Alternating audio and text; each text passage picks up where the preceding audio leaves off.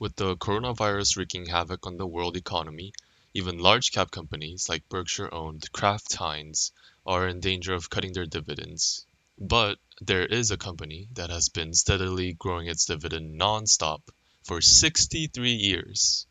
It's a company called Procter& Gamble. I am sure that most of you are familiar with this brand, but for those who are not, Procter& Gamble is a supplier of consumer packaged goods in basically every continent in the world. It operates in 5 different segments: beauty, grooming, healthcare, fabric and home care, and family care.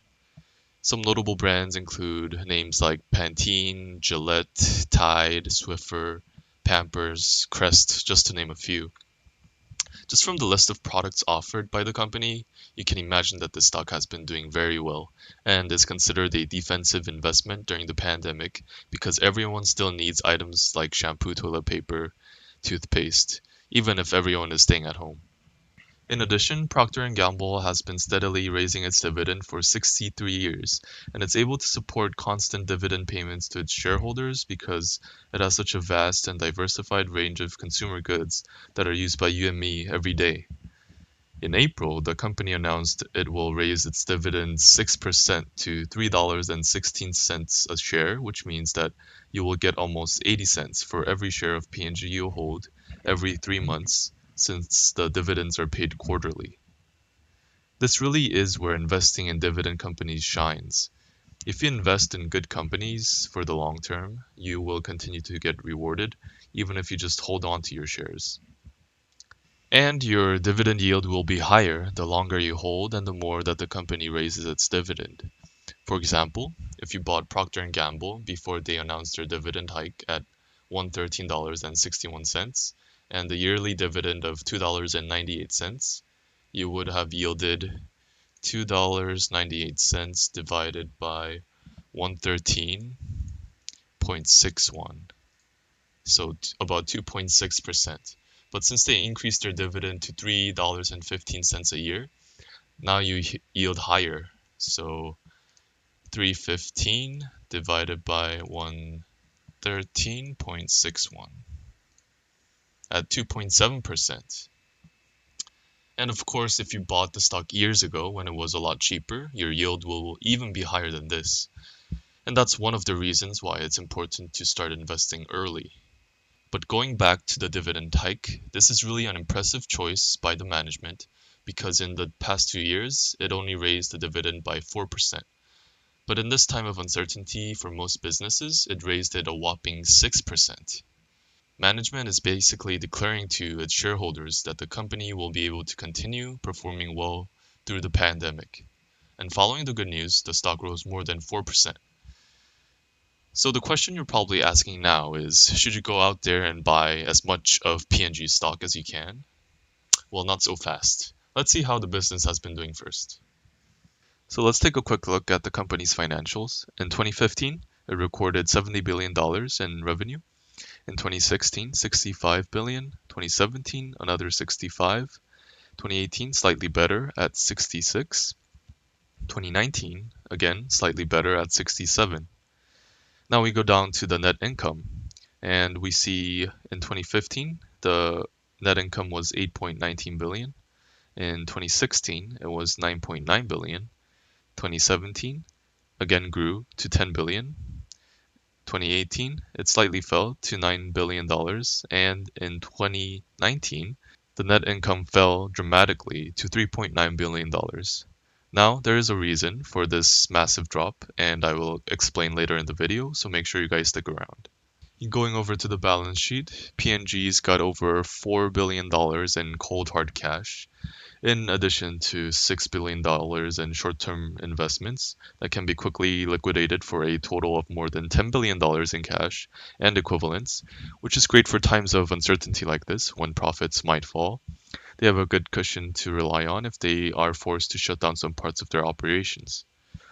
And they also have $5 billion in inventories, $2 billion in other current assets for a total of 22.47 billion in total current assets. And including all their property, equipment, intangible assets, they have a total asset of over $115 billion. Now let's take a look at the company's debts or liabilities. Procter Gamble's current liabilities add up to $30 billion, which is about $8 billion less than its current assets. This isn't ideal as you want a company to have enough current assets to be able to pay off all its current liabilities. But the company's business is not really slowing down significantly, so it shouldn't have too much of a problem paying off its debt. If it really becomes bad, it can take some of its long-term assets, like plant equipment, and sell them or use them as leverage to get another loan. Going down a bit more on the balance sheet, we see P&G has long-term liabilities of $30 billion for a total of $67 billion in total liabilities. Taking this number of 67 billion divided by the company's total asset of 115 billion gives us a 0.58 ratio. Now this is called a debt ratio, and a ratio below zero point 0.5 is considered really good, and a ratio above zero point 0.6 may make the company in a position where it has a harder time borrowing money from its lenders. This is especially true if the company's cash flow dries up. Speaking of cash flow, let's move on to the cash flow statement. So looking on the top line here, we see a slowing trend in terms of cash flowing into the company the last couple of years, especially in 2019. But I will take an in-depth look at the 2019 net income of the company after this. But overall, we see a fairly steady rate of operating cash flow, which alleviates a little bit of the worry from its relatively high debt ratio. And looking at the amount of money spent on investing activities, we see the company consistently spends a little bit over $3 billion every year in capital expenditures. So this means upgrading their equipment in order to increase their manufacturing capabilities or simply replacing old equipment. So they are spending a big chunk of their money on upgrading their assets. So now, as promised, let's take a deeper look on the performance of Procter& Gamble in the year 2019. Looking at the company's latest annual earnings report, the company distinguishes its products to five broad segments. The first segment is beauty, which made up 22% of net earnings for 2019, with products like Olay, Pantene, and Old Spice. The second and third segments are grooming and healthcare, both coming in at 13%, with products like Gillette, Oral-B, Pepto-Bismol, and Vicks. The next segment is the baby, feminine, and family care segment, which made up 23%, with products like Charmin toilet paper, Pampers diapers, and last but not least, the largest segment with the biggest sales was fabric and home care, coming in at 29%, with products like Tide, Cascade, and Mr. Clean. Considering its size, P&G seems to show a stable rate of growth in most of its segments, with healthcare and beauty products leading the way.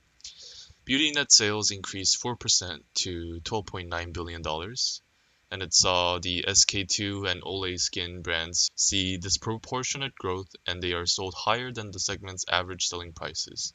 So the net sales also went up 2%.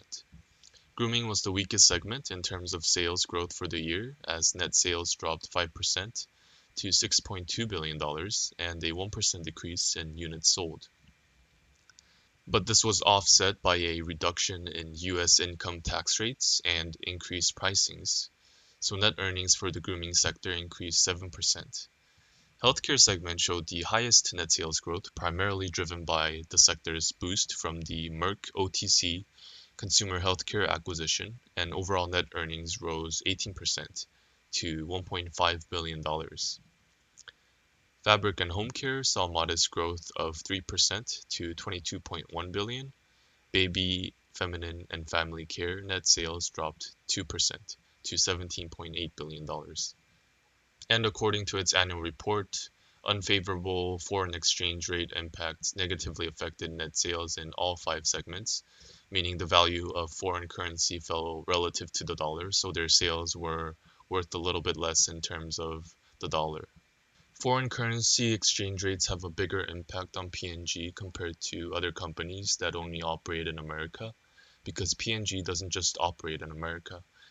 North America does take up the biggest part of its sales source at 45%, but the other 55% are made up of its businesses in Europe, Asia, China, the Middle East, Africa, and Latin America. Now let's see if the company is fairly valued. A very common and easy way to check if a company is valued high or low is to check its PE ratio, or price to earnings ratio.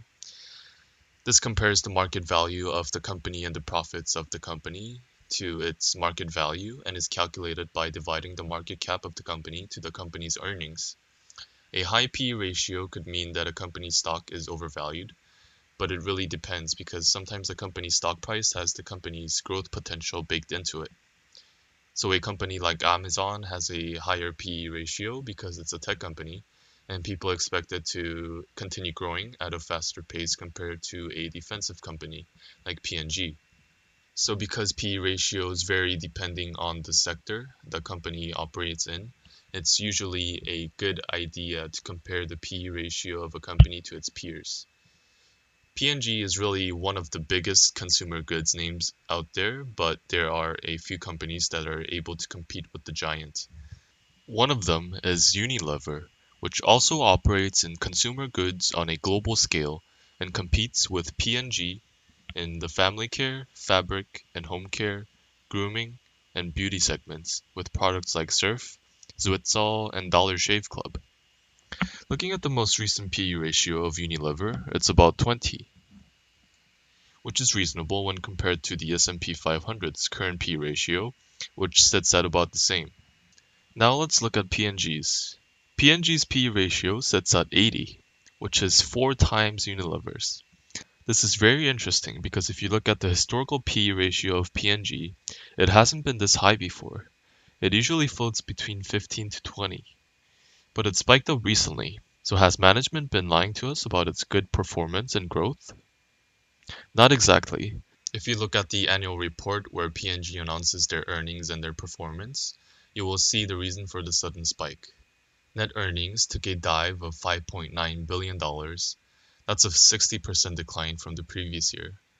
But that was because of a goodwill impairment in the shave care sector.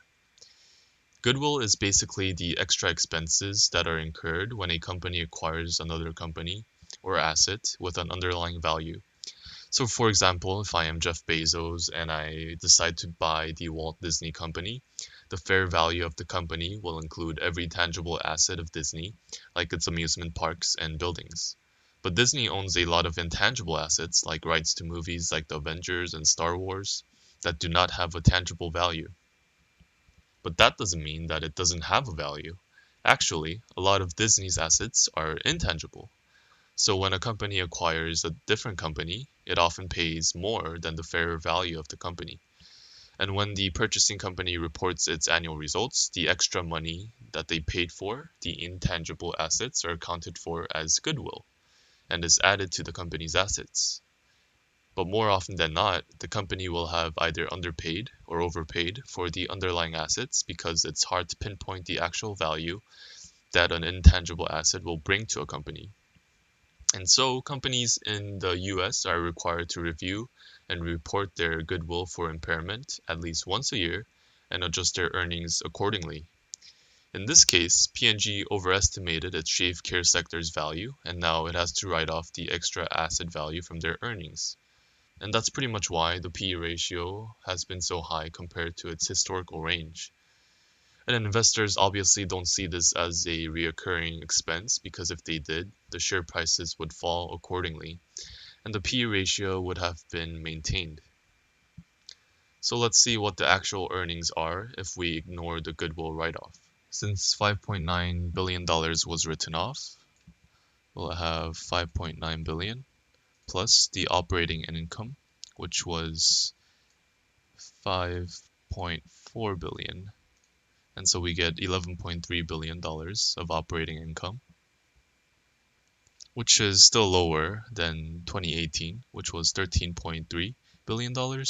And for those unfamiliar, operating income is the amount made from selling the product minus the operating costs, which include things like paying salaries of employees, advertising, rent, utilities, that sorts of things. On the other hand, net earnings, also synonymous with net income, is the company's profits.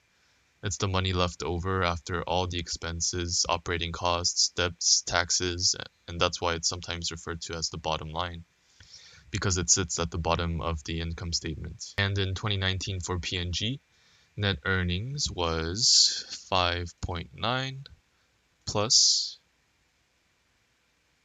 3.9. So it's calculated to be 9.8 billion compared to 9.7 billion in 2018. So it did a little bit better in terms of net earnings.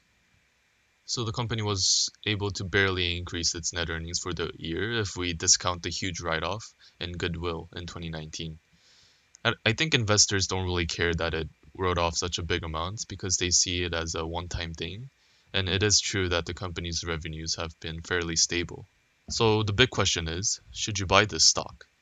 Well, personally, I'm not going to be buying this stock because I think there are other stocks that are selling at more of a discount right now.